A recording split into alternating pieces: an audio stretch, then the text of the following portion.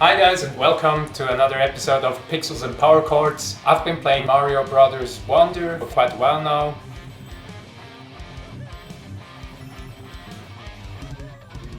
I didn't finish the game yet, but I can already say that it's well worth every minute you put into. They speak about being the best 2D Mario ever since Mario World.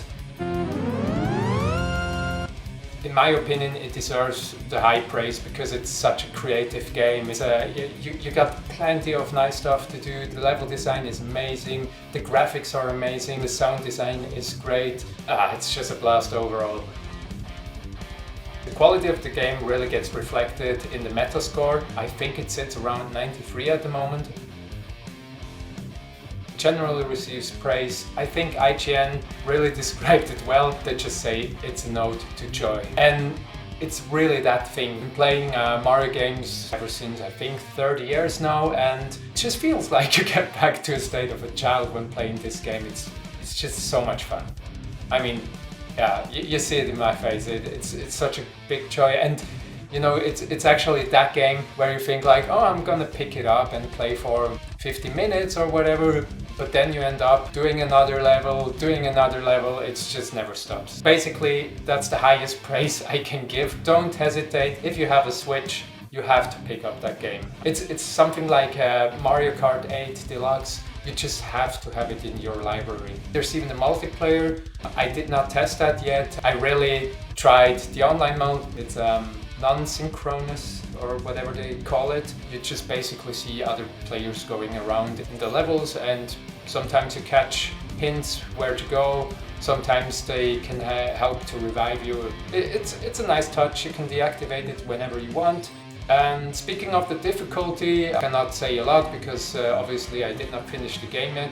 Generally the level design is very nice, and there's a non-linear world design in some way, and you can choose whether you want to tackle the more difficult levels or not. You can buy actually extra lives. There's plenty of options. You can pick your way of playing. Also, talking about the character selections, there's big differences, I think. For example, if you play with Yoshi, you don't get the usual power-ups like the flower, but you can form Yoshi specific things like following your enemies and stuff. So that's variety to the game, and you know, it's really that 2D Mario game where you can actually customize your playstyle.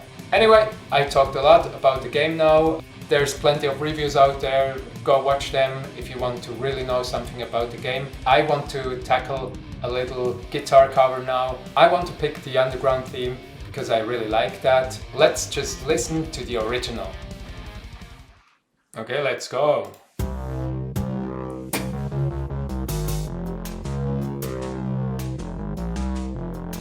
Can you already feel that vibe, that metal vibe?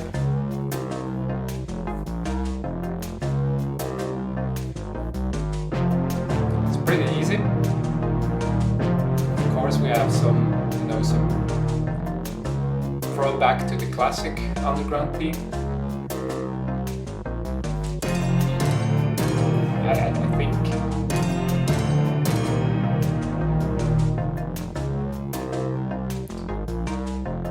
It's a pretty simple riff, but with nice little touches.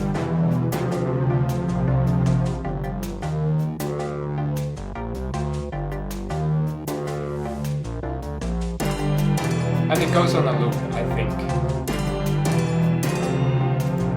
So I want to do a cover of this one. Yeah, I'll show you a bit how I do that process. Not the entirety of it, but let's just go. So we're on Ultimate Guitar now, and usually you find nice stuff here. Let's just wonder. There's nothing. Well, it's okay, there's nothing yet.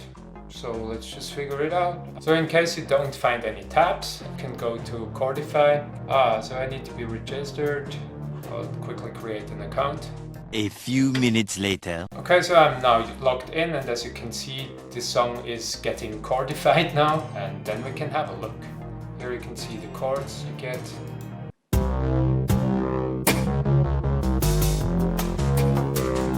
Yeah, I mean, these things already help pretty much. Before we go any further, I will figure it out, and then I will start a new project in Guitar Pro. Pretty easy software where you can actually put in tabs, and you also can program your drums. I will need a MIDI track to export from Guitar Pro, which I can then use in my Cubase project as a drum pad. As you can see right here, it comes in a key of C. And that's actually why I chose to use this guitar. This is my favorite guitar. This is my Ibanez, made in Japan, Prestige series. And yeah, it's just the best instrument I own. I tuned it down to drop C. That's how it sounds.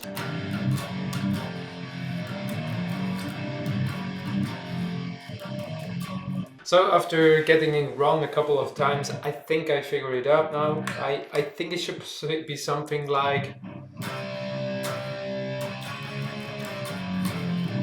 No, wait. Okay, yeah.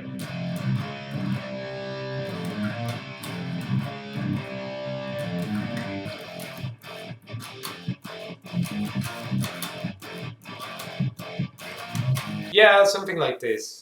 To create a Guitar Pro project, it's actually pretty simple. First I have to change the tuning of the guitar, and then we'll start with the riffs.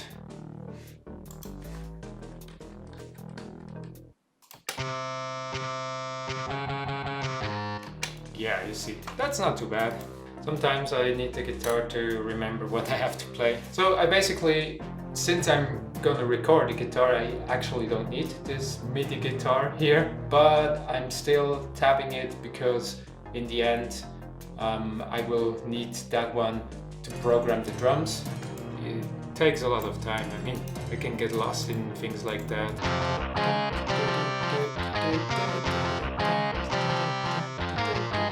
So now we're getting funny. We're gonna add some drum MIDI files here. Yeah, this is gonna be fun. And here we're gonna add something like...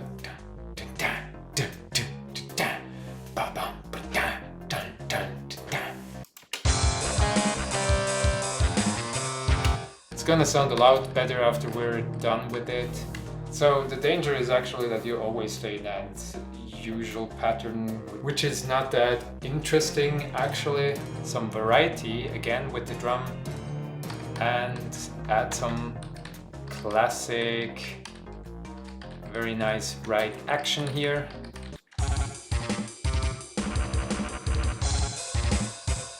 So guys, according to the Pareto rule, I am quite happy with how the song turned out by now. I'm gonna make an export now of the MIDI file. Just single this out, and then we hit export, and then I need an online converter. It's called MIDI Remap. Let me show you. This is MIDI Remap. Remap this one. You see I select Guitar Pro, and what it actually does is remap the MIDI file to, for example, the tool I'm using to program the drum, which is Bogren Digital Crim Drums. So that's now in my download folder. So next thing I'm going to do is actually create a new Cubase project, and then of course I need to select my inputs and stuff. You can see here these are the plugins I can use. And usually I take Rhythm Wall 2, which is a pretty heavy guitar sound. So the next step will be to import my MIDI file, and then you have your plugins. I'm using Contact 7 to use these Bogren Crim drums. You can see it here. You can actually select different presets. I usually use the Party Pants. Okay, so basically I'm now ready to record. So I'm gonna record the song now with the final result.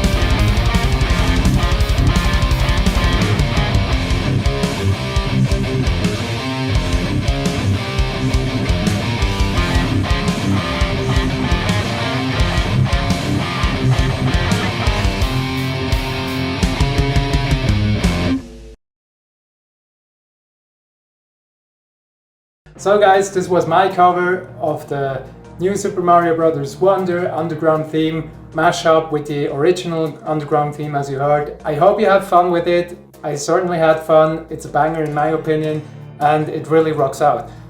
Thanks you for checking out my channel. Let me know what you want to see next. Let me know if you found this little lesson of recording, of writing useful, and we'll see you around. Thank you very much.